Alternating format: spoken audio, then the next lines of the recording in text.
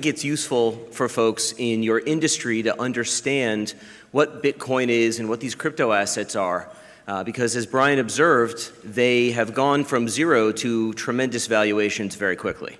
And what that means is that there's a group of people out there who may not be in the traditional high net worth class that all of a sudden are sitting on fabulous amounts of money. And what do people do when they suddenly come into wealth? Well, they put it into the ground. They buy real estate. So hopefully when I'm finished today, you'll have a good understanding of what Bitcoin is, digital currency basics, what happens if somebody tries to buy and sell real estate with this stuff, some tax implications, what blockchain technology is going to do to your industry, meaning how it's going to disrupt what you actually do on a day-to-day basis. And if we have time, I'll try to cover what's called token sales or ICOs, which are this really interesting new burgeoning industry that didn't exist about a year and a half ago, and this year is violently rocking the angel and VC world and displacing those folks as far as a way of new companies obtaining valuation and startup capital. So what is Bitcoin, right? So everyone's heard about it. Show of hands, who here has not heard of it? See that? I tricked you. All right.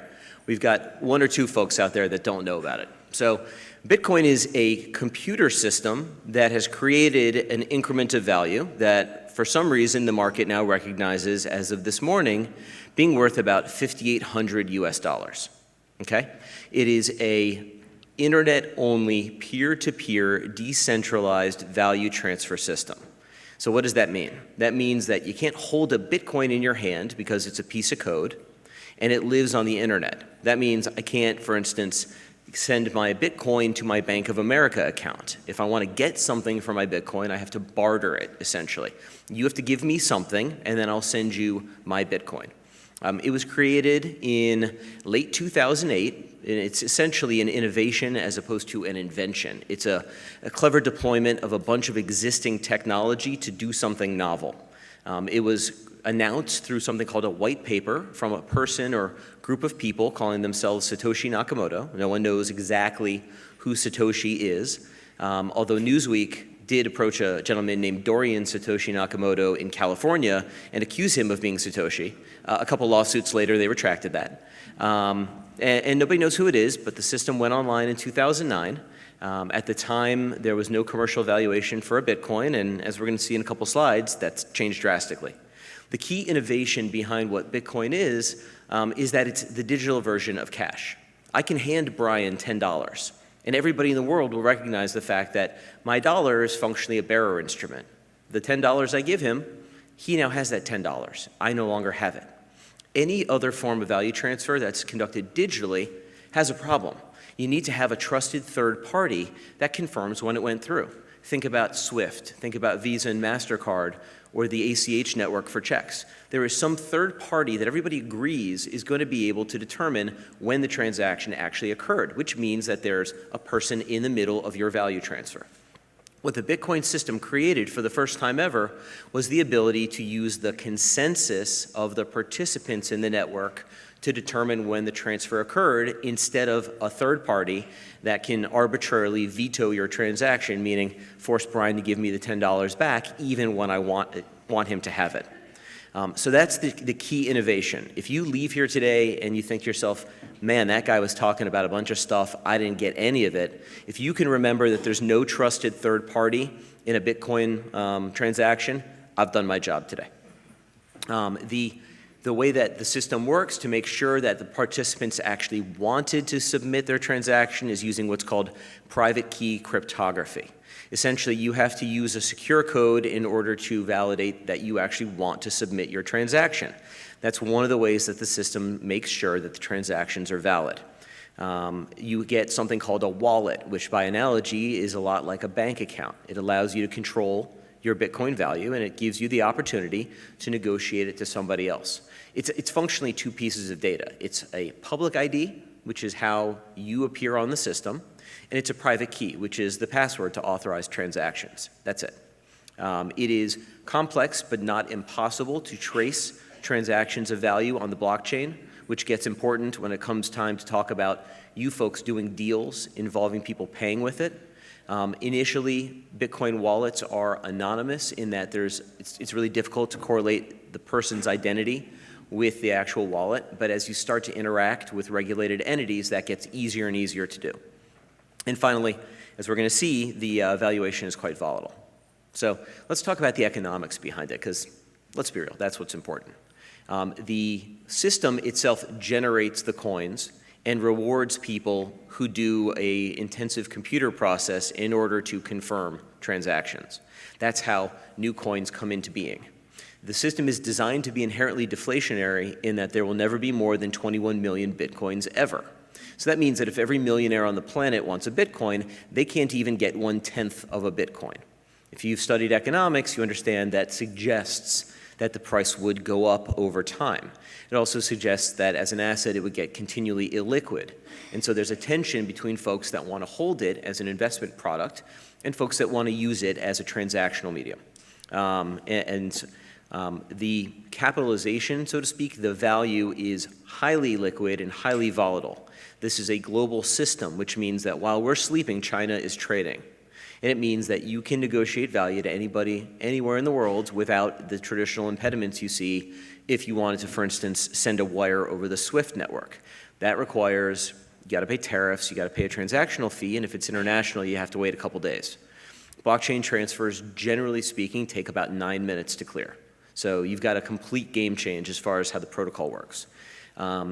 It's easy to go into and out of fiat currency, whether it's dollars or rubles or wherever you are.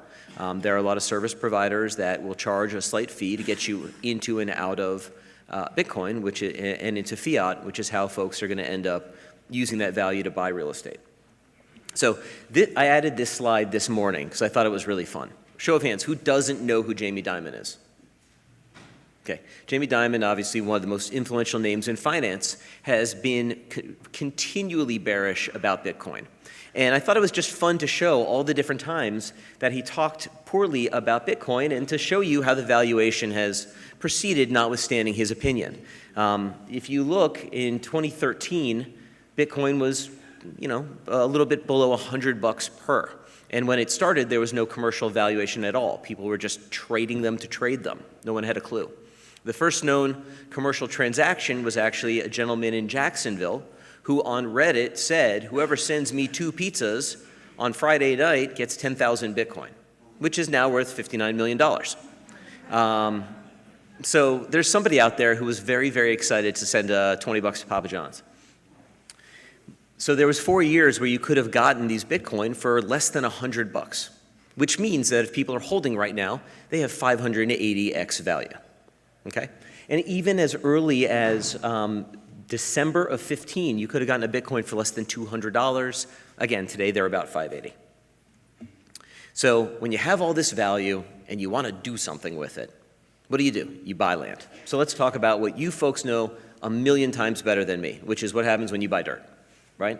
The buyer provides the sale funds. They send the funds to a disbursement agent, usually somebody who has to deal with title issues, and then they're going to send the money to all the different people that need to get paid. They pay off the lender, they pay off any taxes, they satisfy title issues, they pay the utility bills, whatever's out there.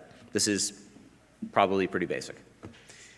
And when functioning as one of these disbursement agents, whether you're an escrowee or whether you're a title agent, you have obligations. Based on our policy toward terrorism and our use of real estate professionals as gatekeepers for money laundering, that's federal policy, there are a bunch of things that folks like you need to make sure get done in your transactions. The Patriot Act says that the Patriot Act in the executive order blocks property and prohibits transactions with persons who threaten to commit, or support terrorism in any business transaction. So that means functionally you're part of the defense of this country, and you do so by controlling who gets to use their money here and who gets to pass their money through this country. The Executive Order 13224 created the obligation for transactions to be cleared through the Office of Foreign Asset Control, or OFAC. That means that you need to make sure that the people you're taking money from are not ISIS or Al-Qaeda or any other folks that shouldn't be transacting with our country. And then finally, you have to pay attention to how you receive the money, that is, good funds. State by state, it's different, but generally speaking, wire transfers are the state of the art.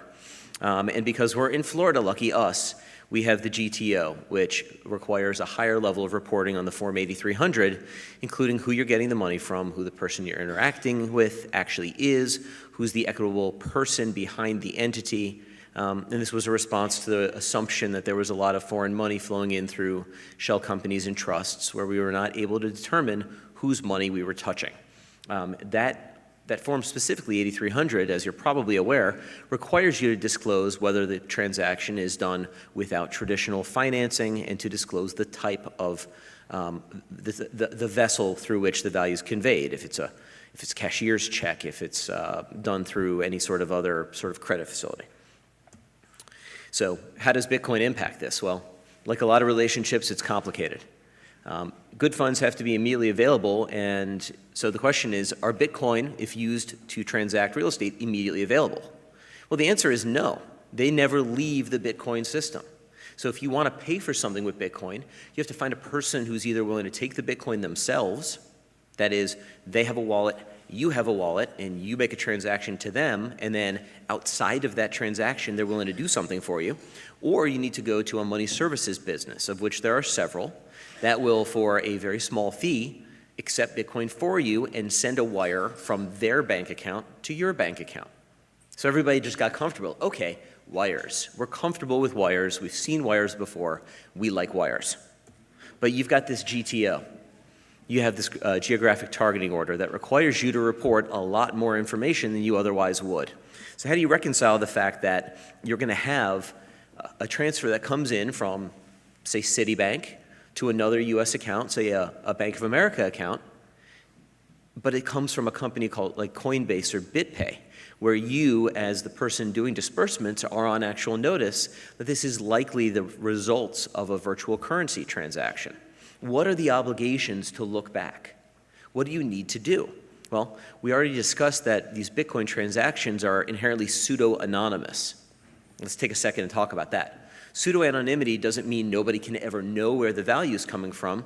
It means the value comes from XYZ123, not Brian Sharp, right? So, however, if Brian Sharp uses Bitcoin to buy furniture from Overstock.com, he routinely buys and sells through a regulated exchange, it becomes increasingly easy to tell that XYZ123 is likely Brian Sharp. So it's not fully anonymous.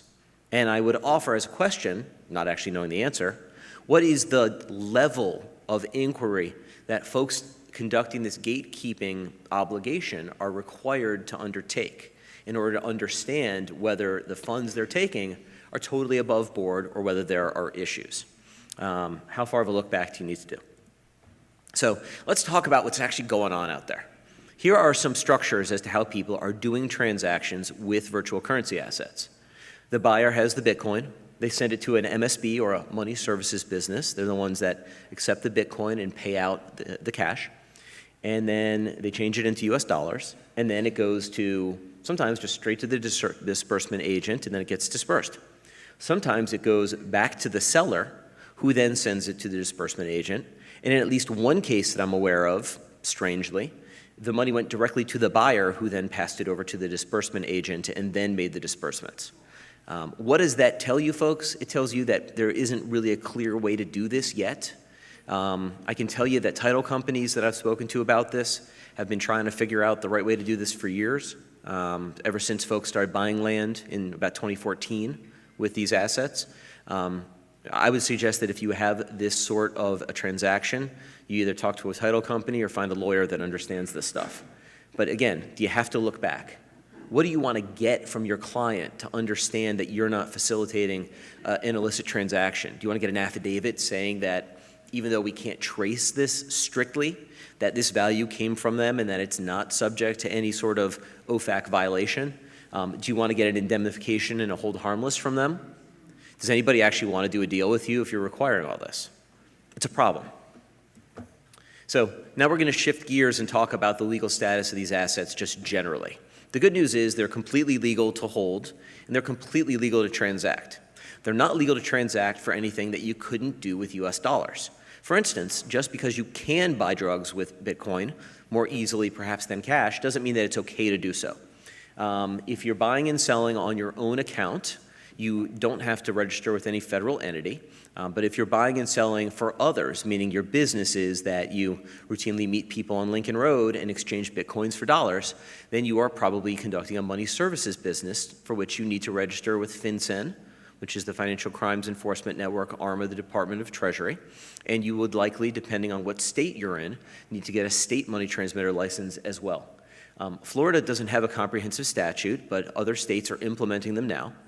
New York has a statute called the BIT license, which is the most comprehensive statute of any jurisdiction in the U.S. It puts in a tremendous amount of reporting obligations for anyone that's dealing in, and I'm grossly oversimplifying, dealing in these assets. It requires that you have disclosures made to consumers about the volatility of the assets. You have to file a whole bunch of stuff with the government so that they understand your financial status, that you remain solvent. And it creates a lot of consumer protections for folks that are interacting with businesses in this area. Parts of this are very good. Consumer protection is great.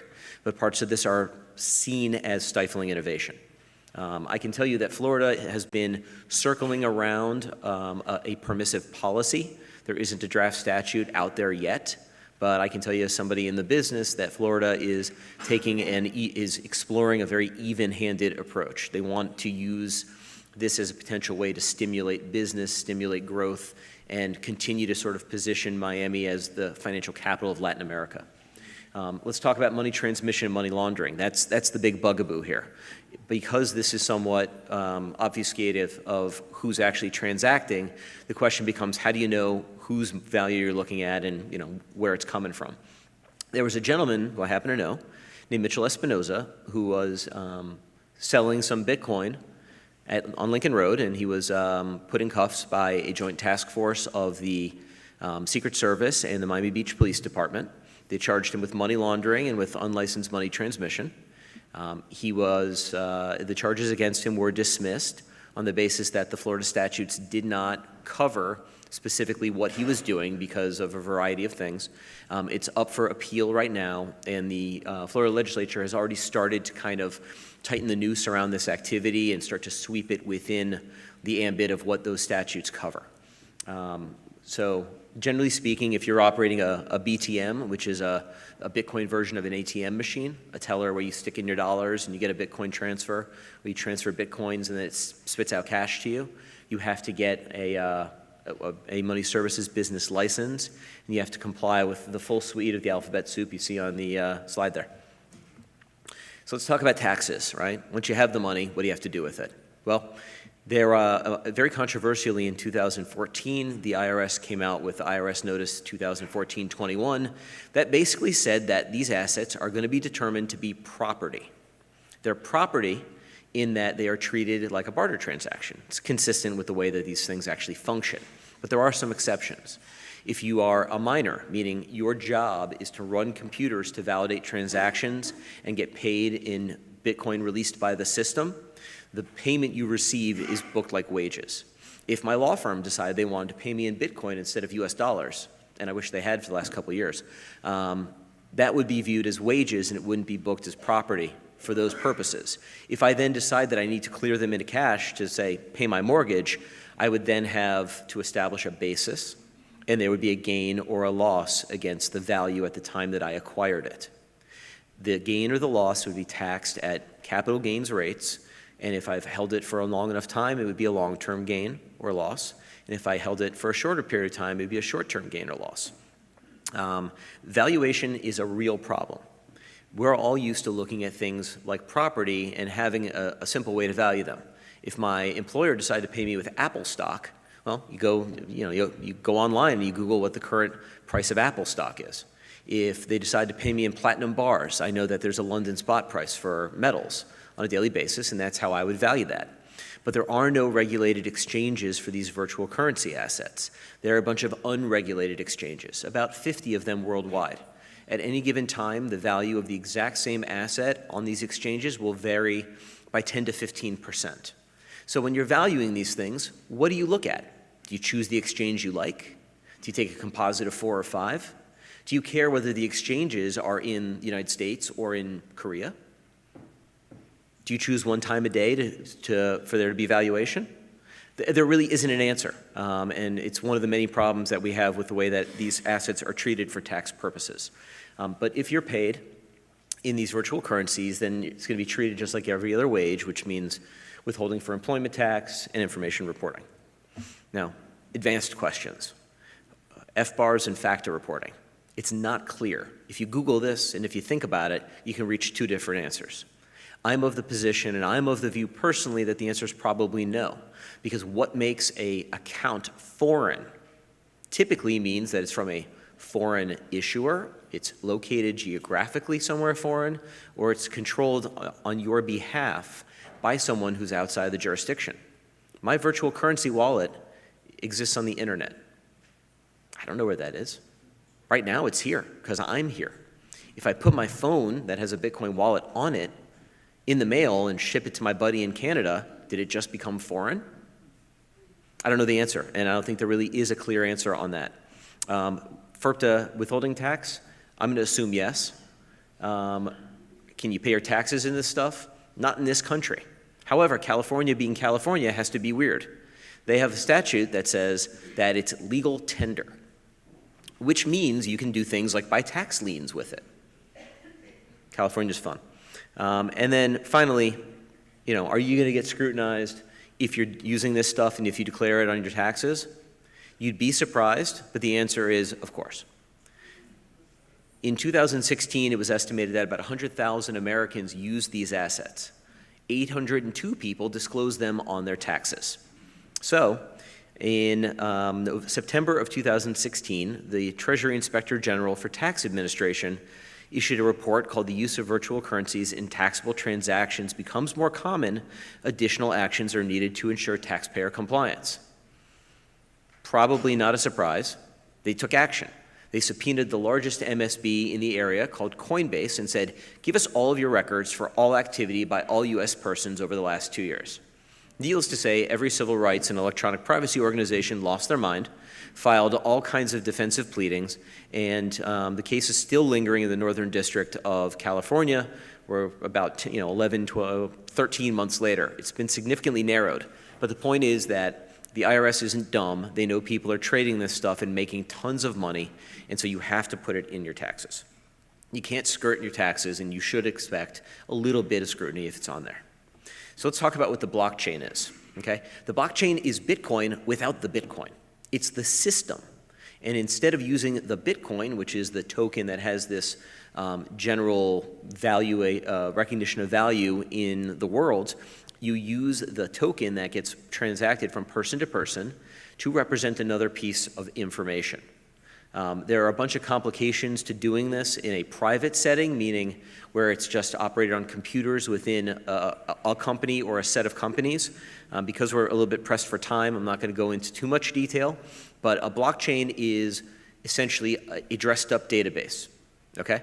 So there are three things to think about if somebody comes to you and says, you need a blockchain to do this. Number one, do you need multiple people writing transactions to your database? If you don't, you probably don't need a blockchain. Do you trust those people that they're not going to lie when they put information in your database? If you do, you probably don't need a blockchain. And do you need to have multiple copies of your data set in multiple places? If you don't need at least two of those three things, just go get a database. So let's talk about the blockchain projects that are going to touch in your world. There are a number of companies that are looking at land title registry systems. They are, at least in the US, county by county.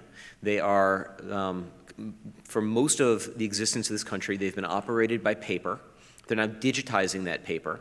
But this is a headache and an administrative problem. So people have taken the position that let's use blockchains where we can have a irrefutable, immutable record of when a new document hit the chain of title. And let's replace this paper with a new system. There are a bunch of companies out there trying to do this, and for a variety of reasons, it's going to be really tough for these systems to actually take over. And we'll talk about why in a minute. But then there's a bunch of decentralization plays. One of the biggest things that you try to do with a blockchain is figure out where somebody is charging you money to participate in a network and figure out how to get them out of that network.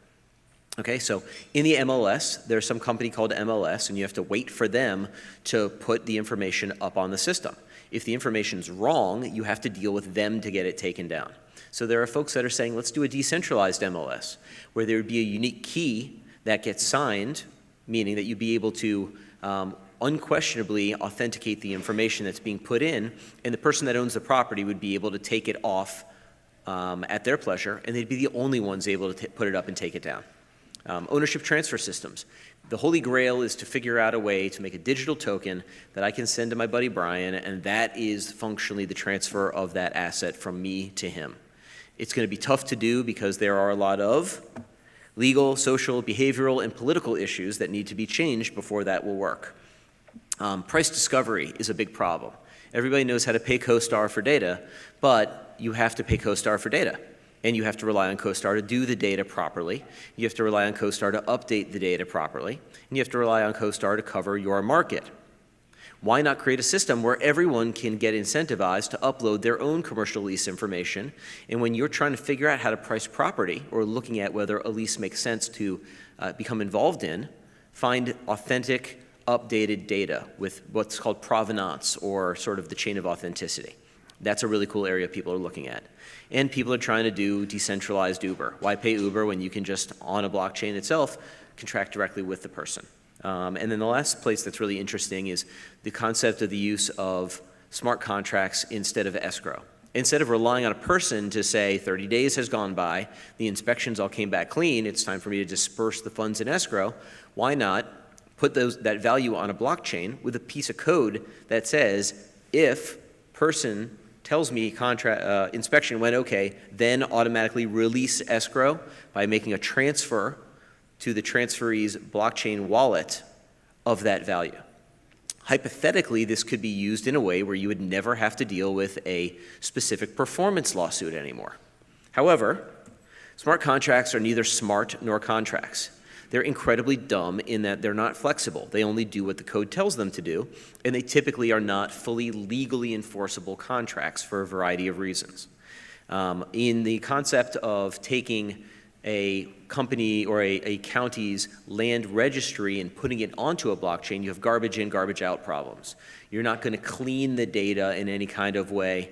You're going to have to find a way to take that data, digitize it, and get it in a blockchain, which means a lot of the efficiencies touted by some of these platforms would either require an incredibly expensive and burdensome judicial process, or you're just going to have a digital system that shows you the same wild deeds and unreleased easements as you get in the paper system.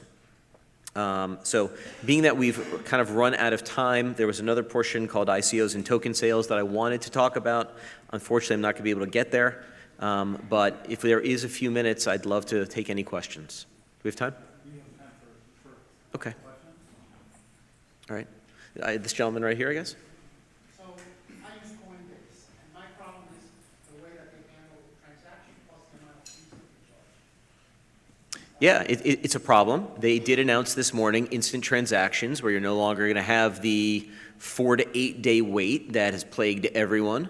There's a suspicion that in going from fiat into crypto, a lot of the service providers are playing your float, which makes everybody angry. Plus the amount of money that's allowed to trade. Right, and Trade out today is $5,685. Sure. If I can trade 20 points today, they're even costing 15. Sure, and that's to prevent wide-scale money laundering. You have to provide for a lot of these exchange sites information about your financial affairs and really open up your kimono, and then some of them are more permissive as far as trade caps than others. The other question is, if I want to buy, let's say, a Lexus or Mercedes, I can buy it and not pay the 7% tax, right? This is water. So what you just described is what's referred to as a regulatory arbitrage. There have been a lot of attempts to use these platforms and these technologies to avoid taxes and tariffs. If you can make a deal with somebody where you're going to send them Bitcoin and they're going to give you keys and they're not going to charge you tax, that's on them. But it's legal because it's a water. I have never heard of any avoidance of sales taxes being legal.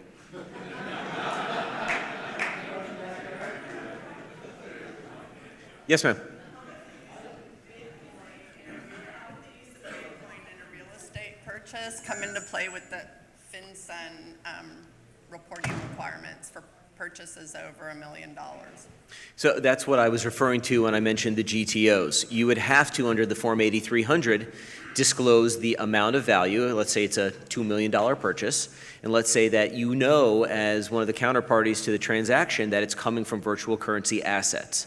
The actual order does not indicate that you are required to say that it is from the proceeds of a virtual currency into US dollar transaction.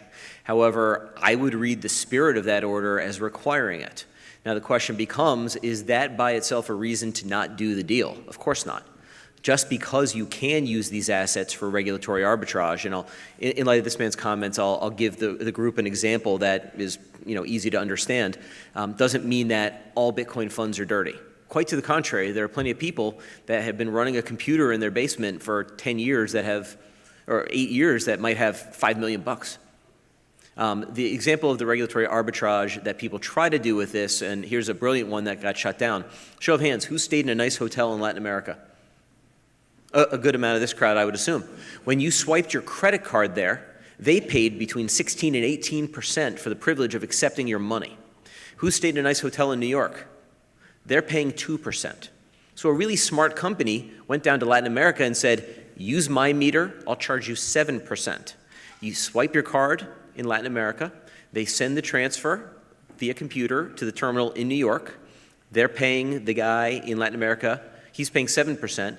The guy in New York is paying 2%. He keeps the 5% delta, and then he sends the value to Latin America in Bitcoin, which allows the hotel, if it chooses, to avoid paying taxes or to avoid even disclosing the existence of the transaction because it's never happened, according to its own books.